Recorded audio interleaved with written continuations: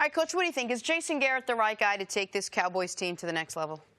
Yeah, I think he is. I think that the Cowboys situation is unique. It's one of the few situations where the GM is the owner, and you have to have the ability to deal with that dynamic, and you've got to be able to deal with it in an effective way. And you look at Jason's record, you can kill him, but he's only had one losing season since he's been the head coach. And then you look at Sean Payton. Sean Payton's had 3 losing seasons in that same time period and been suspended. But nobody's talking about, and had Drew Brees, but nobody's talking about that.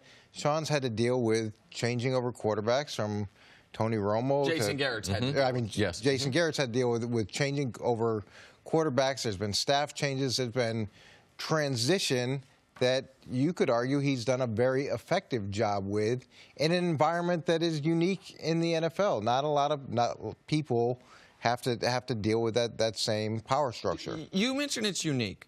Do you think it's a net positive or net negative if you're the head coach of the Cowboys, everything that goes along being the head coach of the Cowboys? And by that I mean, you know, you're going to have as unlimited resources as a team can have within the confines of a salary-capped league. But what best facilities in the league see, the top of the line, everything. You know, your owner is, you're one of the 12-ish teams that every single year is actually trying to win a championship. That we talk about that all the time, that there's a dozen teams or so that are they'd like to win a champion, all that, but also the added scrutiny, the fact that the GM is the owner. Like, do you think this is a better job than the average NFL job because of all that, or a worse job than the average NFL job? Well, what we don't know is the dynamic between the head coach and the owner, and we don't know how much give and take there is, and over time has that relationship evolved. This isn't a function of buying the groceries. He doesn't buy the groceries. He doesn't really even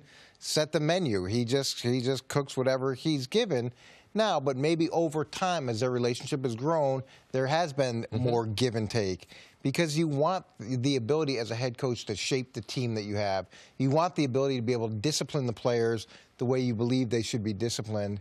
And if that stuff gets undercut, it's hard to operate as effectively as you could.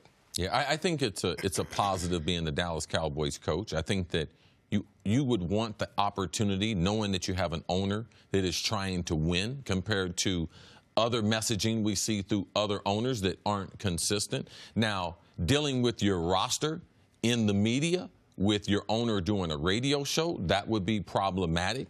How I'm going to deal with the players personally compared to the relationship that they have with him, because Jason, the relationship he has with those players, and Jerry, especially the star players, those are going to be significant relationships, because that's the way Jerry is. Him being hands-on every day, and also, let's not forget the dynamic of his right-hand man is his son. Yeah. And when you're dealing with a father and a son, and you're the head coach, and being able to get through those types of situations, I think Jason Garrett is probably one of the most difficult jobs to have, and I believe that he's done a good job being the Dallas Cowboys head coach. What about what this team needs specifically? What Dak Prescott needs to grow and mature? What Ezekiel Elliott needs to turn into the back that they really want him to be? Is he the right coach to help develop both the offense and defense?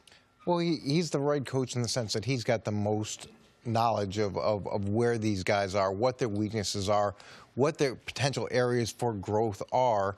When you bring in somebody new, you do get an influx of new ideas, and there's a freshness to it that can add energy to the environment, but it may not necessarily be what's best from a growth perspective.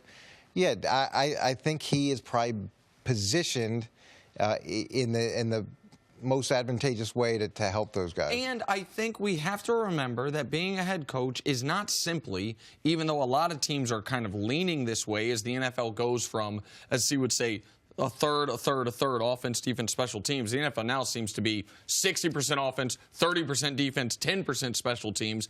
A head coach is not always quarterback whisperer, play caller, who also happens to be a head coach.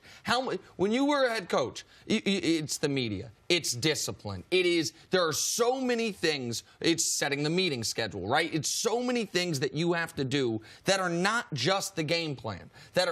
Tell me if I'm misstating it. No, there's a ton of things that you have to do do that have nothing to do with your expertise. And you've got to me, you've got to be the head coach of the whole team. You've got to be able to not only see what's in front of you, but see what's a year away, see what's 5 years away. You've got to make decisions in the context of what gives us the chance to compete every year. And some guys are so focused on just their area, they can't see the bigger picture, and a lot of mistakes happen. Now, the other thing is there's 5 things a day that come up that aren't scheduled, because you're dealing with human beings and you're dealing with 100 human beings. So these different problems come across your desk that you have to deal with that you didn't put on your calendar. So that's why I would, my free advice to the Cowboys is something they did defensively last year, I think they should consider doing offensively this year. So last year, they kept Rod Marinelli as defensive coordinator, brought in Cris as essentially co-defensive coordinator, but defensive passing game coordinator. And he did a great job, a good enough job. His name was floated as a head coach candidate. They say they're going to keep Scott Linehan. I've been underwhelmed in my career watching Scott Linehan by the offenses he's coordinated, but they're keeping him. Can you bring in an offensive passing game coordinator that focuses on Dak, on the routes, on the route combinations, and tries to enhance that? Because Jason Garrett, I think, is a good CEO. I think he could use maybe a better COO. And if they're leaving Marinelli and Linehan in place, can those guys have someone that can help Dak and the passing game evolve? Because every question around the Cowboys, when we're looking about their future, comes back to how good is Dak going to be down the road? There is no quarterback coach, there's no offensive coordinator that can teach someone to throw. So Scott Linehan, he's been good in this league for a long period of time, and it might just seem just so simple that we might just add something else, but what effect does it have on the rest of the team? And we can't just there's not 32 guys out there that can enhance your offense like we think. We think all these young coaches, man, there's millions of them. Oh, they're out everywhere. Oh, okay. All right. Wait till 3 or 4 years from now. And you guys come back, and we're still doing television. I'm telling you, where are all those young, smart guys at now? All right? They're going to be changing their corner like Nick Wright. He's going to be like, got off of that smart thing.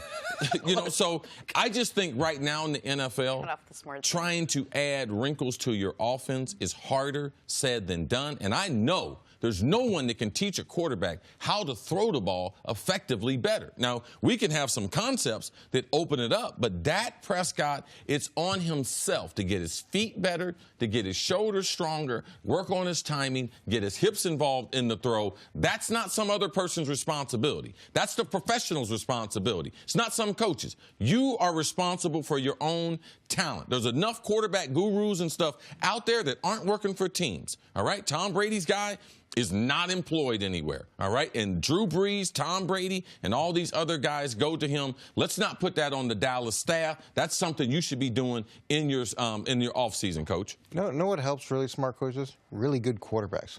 That helps really. Look at Belichick. There's one winning season in 6 years as a head football coach, which would get you fired pretty much anywhere at any time. And then Tom Brady kicks in, and it was the combination of those two people and they work together that has changed everything. And the situation in Green Bay, you've got a young head coach going there.